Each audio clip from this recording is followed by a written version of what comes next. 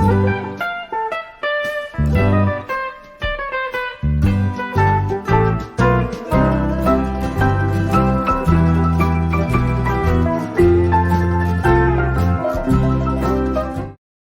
सभी को, मैं मत्तू केवट। मैं आज आपको इस वीडियो के माध्यम से कक्षा 5वीं विषय देखिए भाषा है और पूर्व उच्च प्राथमिक शिष्यवृत्ति परीक्षा के अंतर्गत विषय भाषा में कक्षा 5वीं के प्रश्न पत्र किस तरह से आते हैं। तो इसमें घटक है, देखिए उपघटक है भाषा विषयक सामान्य ज्ञान।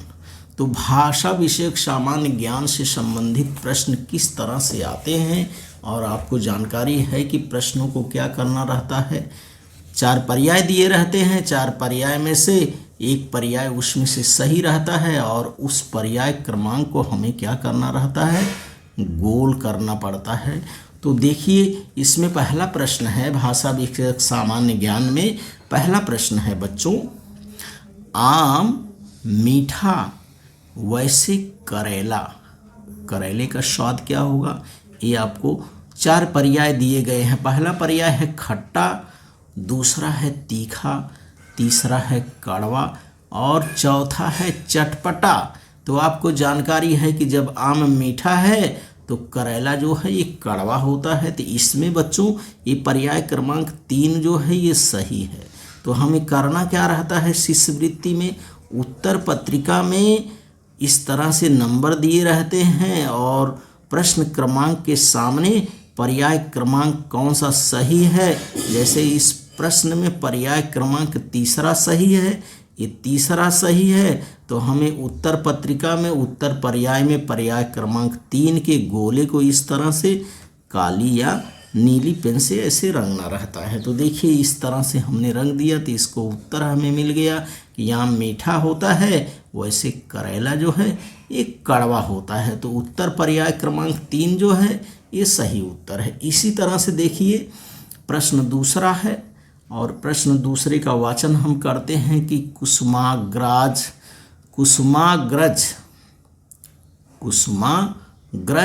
इस उपनाम से किसे जाना जाता है। तो इसमें 4 पर्याय है। पहला पर्याय है देखिए वीसा शिरवाडकर, दूसरा है के दामले और तीसरा है वीसा खांडेकर और चौथा पर्याय है के आत्रे।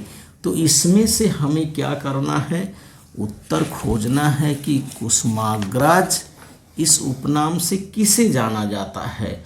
तो बच्चों इसमें पर्याय क्रमांक पहला जो है शिरवाडकर सर को कुसुमाग्रज के नाम से जाना जाता है। तो इसमें जो है उत्तर पर्याय क्रमांक पहला जो है ये सही उत्तर है।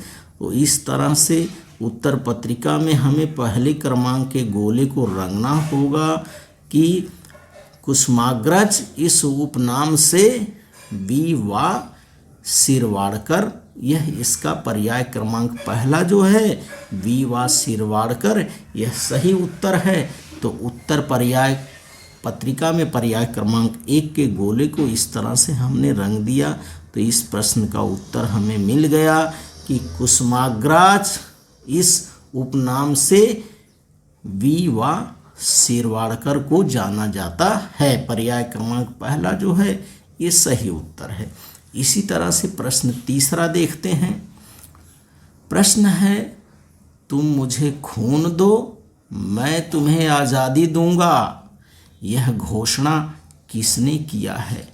तो बच्चों इतिहास में इसमें 4 पर्याय है। देखिए पहला पर्याय है महात्मा गांधी, दूसरा है रास बिहारी बोस और तीसरा है सुभाष चंद्र बोस, चौथा पर्याय है नाना पाटिल। तो आपको जानकारी है, आपने इतिहास में पढ़ा कि तुम मुझे खून दो मैं तुम्हें आज़ादी दूंगा। इस वाक्य की घोषणा बच्चों सुभाष चंद्र बोस ने किया था। सुभाष चंद्र बोस ने इस घोष वाक्य का नारा दिया है कि तुम मुझे खून दो मैं तुम्हें आज़ादी दूंगा। तो इसमें पर्याय क्रमांक तीसरा जो है ये सही उत्तर है। तो हमें क्या करना होगा कि उत्तर पर्याय के पर्याय क्रमांक 3 को इस तरह से हमें इसको रंगना रहता है इसमें लिखना नहीं रहता है, सिर्फ हमें उत्तर को पढ़ करके उत्तर पत्रिका में सिर्फ इस गोले को रंगना है कि प्रश्न क्रमांक तीसरा का पर्याय क्रमांक तीसरा जो है ये सही उत्तर है। तो इस तरह से हमें इसका उत्तर मिल गया कि तुम मुझे खून दो, मैं तुम्हें आज़ादी दूंगा। यह घोषणा जो है सुभाष चंद्र बोस ने किया था और पर्याय क्रमांक तीसरा जो है इसका सही उत्तर है। चौथा प्रश्न है, देखिए, हमारा राष्ट्रीय पशु रिक्त स्थान है, इसमें लिखना खोजना है कि हमारा राष्ट्रीय पशु क्या है। तो पर्याय पहला है, देखिए, हाथी, दूसरा है सियार, तीसरा है बाघ, चौथा है सेकरू। तो आपको जानकारी है बच्चों कि हमारा राष्ट्रीय पशु जो है वो बाघ है। तो पर्याय क्रमांक 3 पर देखिए यहाँ बाघ दिया गया है, तो इसका उत्तर जो हमें इस तरह से पर्याय जब दिया रहेगा 1, 2, 3 और 4 ऐसे दिए रहते हैं पर्याय, तो हमें क्या करना रहेगा, पर्याय क्रमांक 3 के गोले को इस तरह से उत्तर पत्रिका में रंगना रहेगा। तो हमें जानकारी हो गई आपको कि हमारा राष्ट्रीय पशु जो है बाघ है। तो पर्याय क्रमांक 3 इसका ये सही उत्तर है। प्रश्न चौथा हो गया। प्रश्न पांचवा देखिए, हमारा राष्ट्रीय पक्षी रिक्त स्थान है। अब हमें खोजना है कि हमारा राष्ट्रीय पक्षी क्या है। पहला पर्याय है, देखिए, मुर्गा, दूसरा है गौरैया, तीसरा है हरियल और चौथा पर्याय मोर है। यहाँ मोर दिया गया है, तो आपको जानकारी है कि हमारा राष्ट्रीय पक्षी जो है ये मोर है। तो हमें क्या करना होगा, उत्तर पत्रिका में पर्याय क्रमांक 4 के गोले को इस तरह से काली या नीली पेन से रंगना रहता है बच्चों। तो आपको जानकारी हो गई कि हमारा राष्ट्रीय पक्षी जो है वो मोर है। तो पर्याय क्रमांक 4 पर मोर दिया गया है। तो उत्तर हमने क्या किया, उत्तर पत्रिका में हमने पर्याय क्रमांक 4 के गोले को रंग दिया। हमें प्रश्न पत्र में इस तरह के निशान नहीं लगाने होते हैं। प्रश्न ये तो आपकी जानकारी के लिए मैंने उत्तर पे इस तरह से निशान लगा दिया। उत्तर पत्रिका में हमें सिर्फ इस तरह से गोले को ही रंगना रहता है, लिखना नहीं रहता है। तो इस तरह से देखिए, हमारा राष्ट्रीय पक्षी जो है वो मोर है और उत्तर पर्याय में पर्याय क्रमांक 4 के गोले को हमने रंग दिया। इस तरह से हमें उत्तर प्राप्त हो गया। प्रश्न छठवां है बच्चों, देखिए, हमारे राष्ट्रीय फूल का नाम रिक्त स्थान है। तो हमें जानकारी है कि हमारा राष्ट्रीय फूल क्या है। उत्तर पर्याय में देखिए पर्याय 4 है। पहला पर्याय है चंपा, दूसरा पर्याय है चमेली, तीसरा है कमल और चौथा पर्याय है गेंदा। तो आपको जानकारी है कि पर्याय क्रमांक 3 पर जो कमल है ये हमारा सही उत्तर है। तो हमें क्या करना होगा, उत्तर पत्रिका में पर्याय क्रमांक 3 के गोले को इस तरह से रंगना होगा कि हमारा राष्ट्रीय फूल का नाम क्या है, कमल है। कमल जो है ये हमारा राष्ट्रीय फूल है।